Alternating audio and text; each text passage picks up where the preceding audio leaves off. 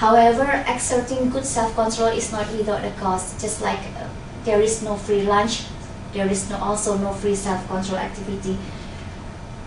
The strength model of self-control proposed that the self-control, each action of self-control draws energy from a single reservoir of resource. So if you perform a prior self-control, then the reservoir for self-control will be depleted to a certain point, and it will cause a condition that is well known as ego-depletion, and leaving the person less able to perform another self-control act. If you can see that it is almost resembling a muscle that gets tired after a period of exercise. So after you are like doing what do you call this? Weightlifting, and then afterwards, if you are asked to do another kind of weightlifting, then your strength will not be as good or as optimal as before. This is how self-control works. So until the resource for self-control can be replenished, the ability to perform further self-control act is being compromised.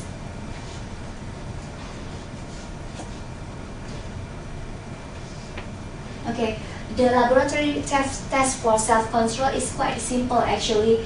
In one study, participants are asked to regulate their emotion while watching an upsetting video, and later on, this resulted in a poorer performance in subsequent hand grip stamina tests. Those both of them are tests that are proven to require some self-control. The second study is suppressing thoughts about a white bear cause a tendency to quickly give up on an unsolvable anagram. Have you ever, any of you ever heard the test about suppressing thought about a white bear?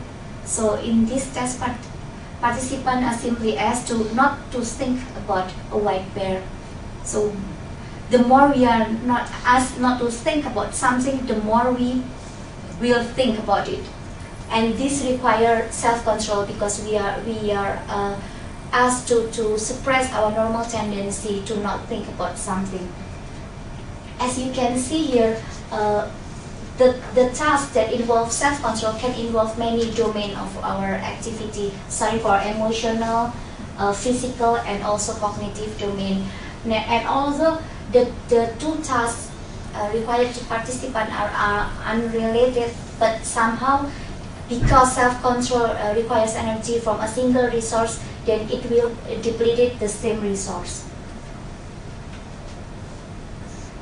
And analog also with muscle, the best way to improve one's self-control ability is through regular exercise.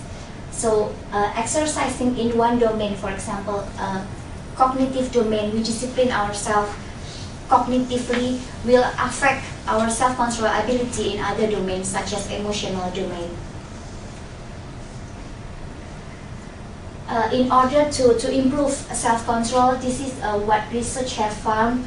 Participants who are given humor and laughter, also positive emotion, test intensive implementation intention, social goal, and also if they were asked to do some sleep or rest after performing self-control, and then later on, if they are asked to perform another self-control activity, then their ability will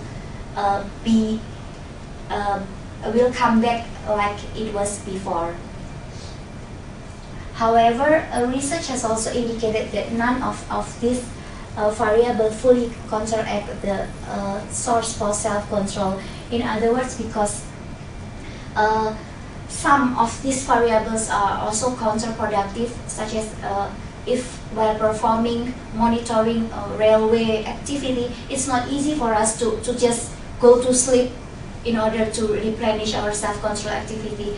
This is where the concept of mindfulness come into play. So the word mindfulness itself originates from the Buddhist tradition of mindfulness meditation. But however, it is believed that mindfulness is more than just a meditation because it is a special quality of human consciousness.